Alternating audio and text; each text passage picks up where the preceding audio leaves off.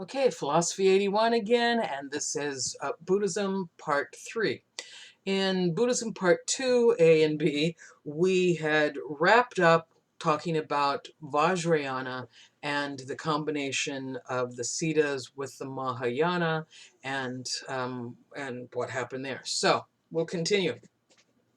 Vajrayana, again, formed by Mahayana and the Siddhas, stop at the Himalayas. However, some of them moved up into the Himalayas. And when they got to Tibet, they encountered the Tibetan people, and the Tibetan people were already following their own folk religion called the Bon, B-O-N.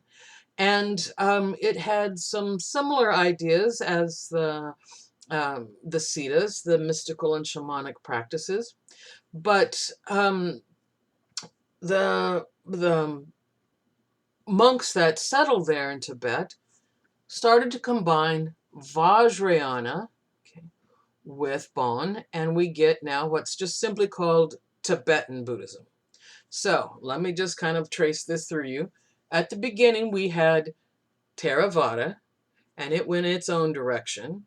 And then we had a split from Theravada and the reform movement called Mahayana. Mahayana then splits and some stays Mahayana, but some of it becomes Vajrayana. Then Vajrayana stays itself, but also then splits, so we have Vajrayana and Tibetan. Okay.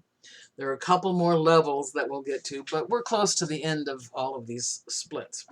So Tibetan Buddhism has some significant differences from other forms of Buddhism. They incorporated the esoteric shamanistic practices of the Vajrayana and the Bon. They included, prophecy and magic and levitation and some of those kind of things. They also really put a strong focus on the use of mandalas and mantras in their meditation. So you have probably seen pictures or videos or whatever of Tibetan monks. They tend to wear the gold and reddish or saffron and red colored robes, and they chant. A lot of Buddhists don't make any noise. They meditate in silence. But the Tibetans frequently will chant when there's a group of them, and they've even developed a technique so that they can chant and make two sounds at the same time, which is very very difficult to learn and takes a lot of practice. So, you can try it, you can't do it. It takes a lot of practices to have two vocal sounds coming out at the same time. But that development and the trying to develop that technique is part of their meditation practice as well. They also put a strong focus on the mandalas, and they have mandala making ceremonies that will be open to the public. And so the monks will spend 2, 3, 4 years learning how to make these mandalas. And one of the really popular forms to do it is to make it out of sand. So the picture is completed out of little grains of sand. And the making the mandala itself, after they've learned how to do it, okay, can take several days. It's usually about a 5-day process, and there'll be 4 monks, one for each side, and they start in the center at the circle, and they drop these little individual grains of sand and work their ways out. So they have finished a complete picture when they're done, and it's fairly large, 4 or 5 feet square. And it is a form of meditation for them to actually make the mandala. So people come, people watch them make it, and that is a type of meditation to do that. And then at the very end, when they are done, there's a ceremony, and one of the monks, a high-ranking one, an abbot, for example, will come and sweep up all the sand and essentially destroy the sand mandala, and then it is all collected and usually put into some sort of water source. What's that mean? Why do they do that? They've spent days making it. It's actually a very important idea. It shows that even this mandala is impermanent, right? They're not making beauty for a permanent thing. It is a mandala for the use of meditation, and then it is destroyed. It is impermanent. So it demonstrates impermanence. And then the other thing that it demonstrates is that you can do something with, your whole effort, whole heart, give it 100%, even if it is impermanent, because everything is important. Pardon me, everything is impermanent. Let me try that one more time. Everything is impermanent. So it doesn't matter what you're trying to make, think of it like this. You're making a meal. You can make the meal and, decorate it and make it beautiful and it tastes good. And of course, we're just going to eat it and then it'll be gone. We don't have any problem with that. But sometimes people look at Buddhism and say everything ends, so why should I even try? Well, that's creating suffering, and it's the wrong attitude. Remember, you want to have the right mindfulness here. So the mandala and the destruction of the mandala shows that you can put yourself into something, give it your all, and even if it is destroyed immediately or will eventually decay and fall apart, you can still do that. It's still okay. It's still worth it to do it. So that is their use of the mandala. They, this would be the Tibetans, revere Siddhartha, but they also include other Buddhas and Bodhisattvas. So the Bodhisattvas are the gods of compassions, or the future Buddhas, basically, who have taken the vow to come back. In fact, for them, what you want to do for the Tibetan Buddhists is become a Bodhisattva. So it's strongly Mahayana school, and and you have this idea that you would become a teacher, what is called a lama, Lama, and lama is simply the translation of the Sanskrit word guru. So a guru is a teacher, a spiritual teacher, and they can be monastics, they can be lay people, they can be male, they can be female. There's no real differentiation. Any human is possible. We all have the Buddha soul. We all have the possibility to become a Buddha.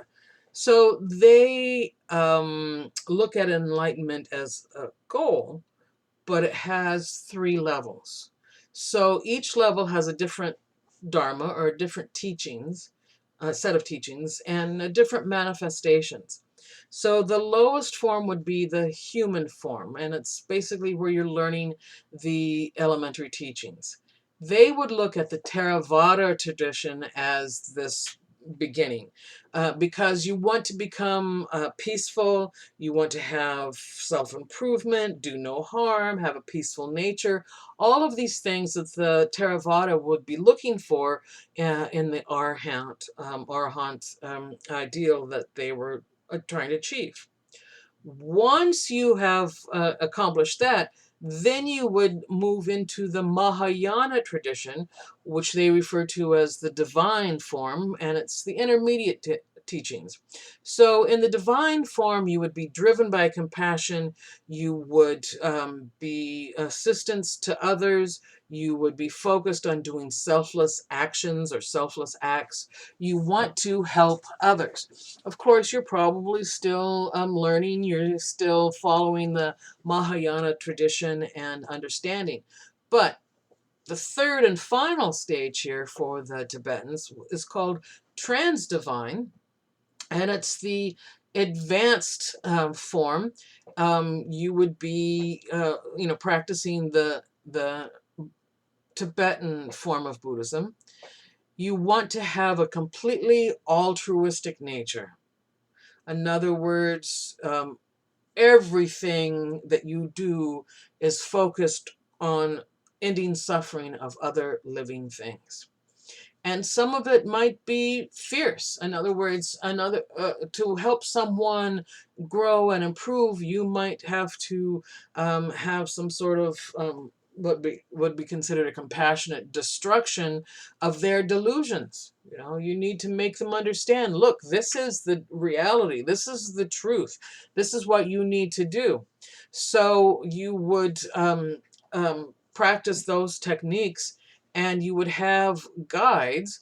Now, Avalokiteshvara is one of the Bodhisattva guides, but when we get to Tibetan Buddhism, the name changes. It's simply just a translation. So Avalokiteshvara becomes Chenrezig, and he is seen as the manifestation of the compassionate mind. So he is a bodhisattva, and he is there to help all living things. Another important idea within Tibetan Buddhism is that the Tibetans add a fourth phrase to the triple treasure, or the triple jewel. So if you'll remember that the triple jewel, the triple treasure, was I take refuge in the Buddha, I take refuge in the Dharma, I take refuge in the Sangha. The Tibetans add, I take refuge in the Lama, the spiritual teacher. So the Buddha, the Dharma, the Sangha, and the Lama are all things that you can use, all methods to help you become enlightened, achieve nirvana. So the lamas can help us, and they are most able to manifest this. The ones who are most able to help us understand the Buddha, the Dharma, and the Sangha, and how that operates. Among the lamas, the most important of them is the Dalai Lama. The Dalai Lama is the leader of Tibetan Buddhism, and used to be the leader of Tibet. In 1949, when Mao Zedong took over China, he moved into Tibet as well and started to take over the country there. He was successful at taking over the country, and the Dalai Lama was exiled, so he left Tibet until 1959. The Dalai Lama today is the 14th Dalai Lama.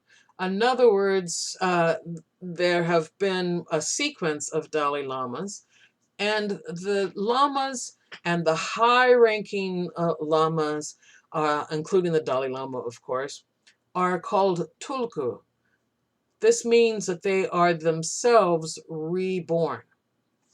In Buddhism, we have a different view of the soul than we had in Hinduism. Hinduism, you were born, and you might be reborn as a frog or a person or a cow or whatever, but it was you. In Buddhism, the soul is not permanent. Nothing is permanent. So aspects of you might not be reborn.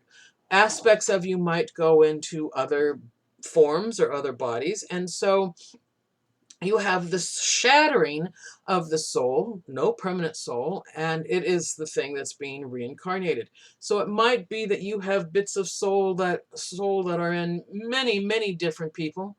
You might have bits of soul in you that are made up of thousands or hundreds of thousands of people.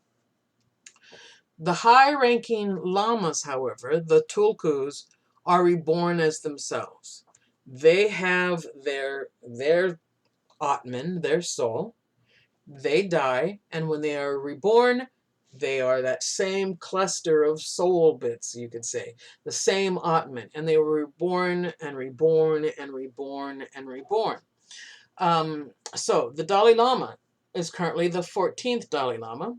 He was born in 1935, and again, he had to leave Tibet and was exiled in 1959. He had to go to India so that the Chinese would not assassinate him, basically. And he is still home-based in India today. he will be reborn, and the 15th Dalai Lama, he has said that who knows what it'll be like, that when he comes back as the 15th Dalai Lama. He can't be the political leader of Tibet because China has taken it over. He said maybe next time he'll come back as a woman because he's never been a woman before. He's always been a male. And he might not be born in Tibet next time. He might, be born in some other part of the world. So he is a human manifestation of a bodhisattva, so a Buddha, who has delayed his coming, or pardon me, his final nirvana. He has passed from one life to another. As a monk, as a high-ranking monk, he has taken a vow of celibacy, so he can't pass his office down to his children because he does not have children. He is himself. So the 14th Dalai Lama was the 13th Dalai Lama, and the 13th was the 12th. And there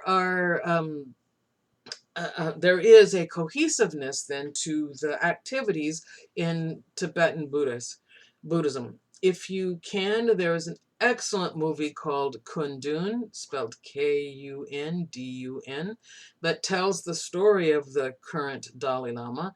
It was directed by Martin Scorsese. It has a big budget, lots of on-location stuff. It was not authorized by the Chinese government. It was authorized by the Dalai Lama himself, and he said, this is my story. And there are really some remarkable true events in that. They filmed it on location in Nepal and in parts of the Himalaya, and they tried to film in China, and they were limited in what they could film in China. So the Chinese government didn't want any part of a story about the Dalai Lama. In fact, today when you go to China, it's illegal to display a picture of the Dalai Lama, and to do any of that kind of practice or notification or observation of Tibetan Hinduism. So it's kind of funny, when I was living in China, I could find, like Zippo cigarette lighters, that had pictures of Mao Zedong on them. I brought a bunch of those back for friends, and they were pretty funny. But, if you were caught with a picture of the Dalai Lama, it was a serious offense. And depending on how they felt, it could be a very serious punishment.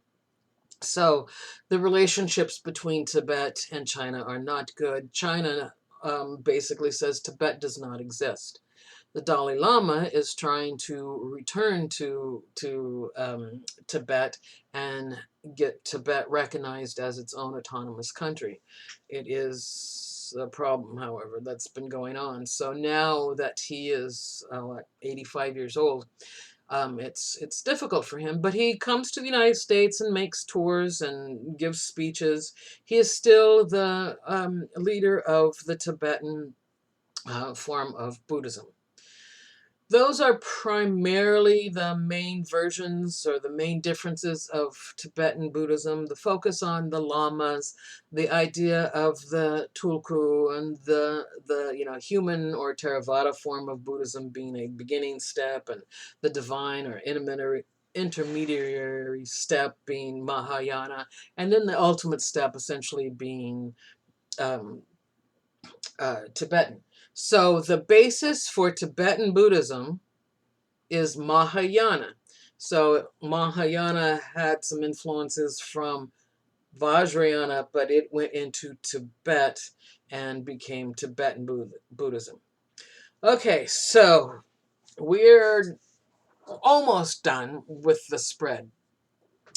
So various forms of Buddhism, whether it was Mahayana or Theravada, spread throughout India and went into China, and then ultimately from China to Korea to Japan, and we have different forms of Buddhism. Most of them follow the same practices. Of course, they all follow the same ideas of things like the Four Noble Truths and so forth. But so when Buddhism crossed the Himalayas and went into China, Confucianism and Taoism were already in place. So Confucianism put family and state above cosmic matters, and the Taoists put cosmic matters above family and state, and they were trying to prolong life. So they weren't looking at, neither of them were really looking at ways to incorporate, nirvana in ways that would end a life. They wanted to have, the longer life. There were some indigenous deities in China that get confused. So you probably have seen the statues or the carvings of the fat big belly Buddha. That's not actually Buddha or the Buddha we've been talking about. Remember, Buddha himself, Siddhartha, right, spent 6 years eating 1 grain of rice and 1 teaspoon of water a day, and was so thin he could reach around from the front and squeeze his spine. So he never became that fat, laughing Buddha. However, there was a Chinese deity that was part of Chinese culture named Hotai, and he was a happy, fat, jolly deity. And when the Buddhists were talking about some of the future Buddhas, there was one called Maitreya that was described as a jolly, fat, enjoy life kind of guy. And so the Chinese said, "Oh yeah, we already have him. That's Hotai." So that's why you now go to Chinese restaurants and other places where there are, Chinese arts, and you see a statue or a carving called the Buddha, and he's all fat and happy, and that is not Siddhartha, that is Hotai, or the future Buddha Maitreya. Another thing that got changed in China is that in India we had Avalokiteshvara, the god of compassion, who was male, and in Tibet his name was Genrezi, and he was also male. But in China, Avalokiteshvara, or the god of compassion, changes and becomes female, pardon me, and is named Guanyin. The Chinese already had belief in a female deity named Guanyin, and she was a goddess of granting wishes and of compassion. And you sometimes see her, um, she will be standing and maybe holding a flower, and usually one hand is pointed towards the ground, showing that she is grounded and looking down upon people. And she's very popular for people who want to have children. You go and worship her, and she will grant you children. But she is also a wish granting goddess. So when the Buddhists talk about Avalokiteshvara or Genrezi, the Chinese also said, "Hey, we have one of those. Her name is Guanyin." So in China we have the Bodhisattva of pardon me, compassion. Her name is Guanyin, and she is the uh, most worshipped female deity in the world. So she is a focus on compassion. The other, or one of the other things that happened in China is there was the formation of what's called Pure Land.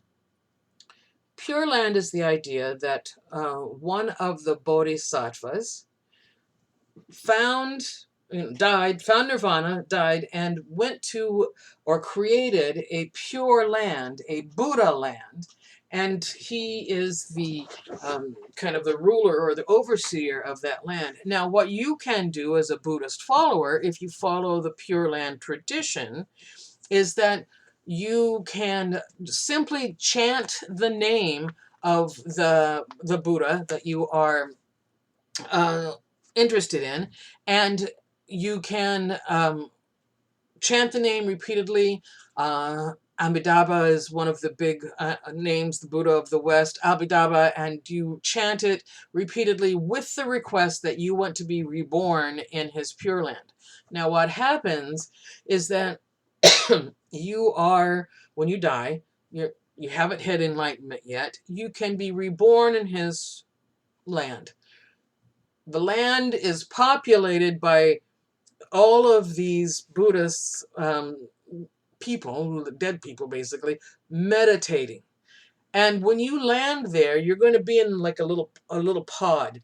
And as your karma cleans up, okay, that pod will open slowly, and then eventually the pod will disappear, and you'll be sitting there in a normal stance of meditation, meditating, and you are there to burn off your karma.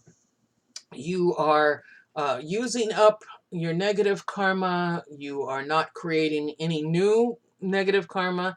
And so after a while, which could be thousands of years, right, you would be clear of your karma, and then you can be reborn in what would possibly, hopefully, be your last life. You would become reborn as a person again, and you would then live your life and try to carry out all of the things that you need to do and achieve enlightenment, and then break the rebirth cycle. So today the primary forms of Buddhism in China would be Pure Land, and a version of Vajrayana, which is a lot like the Tibetan version, but they don't acknowledge that it is. And then something called Chan. Chan Buddhism was established around 500 Common Era, and it is a formless meditation. It is a type of like evoking direct insight into your Buddha nature. You recognize your Buddhahood, you meditate on it, you grasp it, and you become a Buddha because you always were a Buddha. From China, we're almost done. China, we move through Korea, and then from Korea, we cross into Japan. And Japan puts its own spin on Buddhism. So first of all, they practice a lot of the Chan style, which is, just meditating, just a formless meditation. You're not focusing on mandalas or mantras. You are just trying to clear the mind. And Chan gets translated into Zen. And there's a word you've probably heard. Zen Buddhism is one of the more popular names, or the most known versions of Buddhism. But Zen Buddhism is Chan Buddhism, just translated into Japanese. Also, Guanyin, who is popular in Japan, her name becomes Canon because it's translation from Chinese to Japanese. The Zen practice, or the Zen tradition in Japan, splits it into two main forms. And this is the last link in this chain here, or the last split. They have the Rensai Zen form and the Soto Zen form. Soto Zen is a lot like what we think of when we talk about Chan. It's just sitting. It's just meditating. There's no big effort in there. It's just meditating. You're already a Buddha. There's nothing more to do. Just understand that. But Rensai Zen is very different. It's called sometimes sudden sudden enlightenment, because it uses some what they call alarming techniques. It can sometimes use force. So one of the things that happens is that in the dojo, or the meditation hall, and you have, rows of monks that are sitting there facing the wall, and they're meditating. An abbot will walk up and down, and has a stick with him. And he will every once in a while just go bam and hit one of the monks. Now he might do it repeatedly in one day. He might go like bam, bam, bam, or he might not do it for weeks or months or even years. The idea is it's supposed to be a surprise. And when a monk gets hit, it is a shock, it's a surprise, it is sudden, and it can cause the monk then to have complete emptiness of his mind, and which could allow enlightenment to come in. So it's usually only done when the abbot thinks the particular monk is ready. One of the things that they do to get ready is they use what are called koans, K-O-A-N. A koan is a riddle that really has no solution. So these are things that you've heard, like uh, which came first, the chicken or the egg, or what is the sound of one hand clapping? If a tree falls in the forest and there's no one there to hear it, does it make a sound? What did your face look like before the Buddha was born? And these are questions that aren't supposed to be answered. They're supposed to be imponderables. Like, you cannot think of them. They're just like what, right? In fact, if you come back and answer to the abbot and give him an answer, it's probably going to cause you to get whacked because you're wrong, right? Not because you're ready for enlightenment. So, for example, using our modern ideas of evolution, when you ask the question, what came first, the chicken or the egg? The answer is the egg. Because something that was not quite a chicken gave birth to an egg that had enough evolutionary mutations that it became different. It became what we would call a chicken. So the egg came first. It was given birth by something that wasn't quite a chicken. What's the sound of a tree falling in the forest if there's no one there to hear it? Well, or actually, I guess the question is, if a tree falls in the forest and there's no one there to hear it, does it make a sound? The question answered through science is yes, because sound is the movement of air. The tree still moves air, so it makes a sound, whether you hear it or not. These are the kind of questions that if your abbot said to you, go figure this out, grasshopper, give me an answer, and you came back and you said, the egg came first, and so forth with the story, your abbot would say, wrong, grasshopper, because that's your logical mind working. So those would be wrong answers in terms of Buddhist koans. If you came back and your abbot asked you the question about the chicken and the egg, and you came back and you said snowshoe, that might be the right answer, because it is not certainly an analytical question.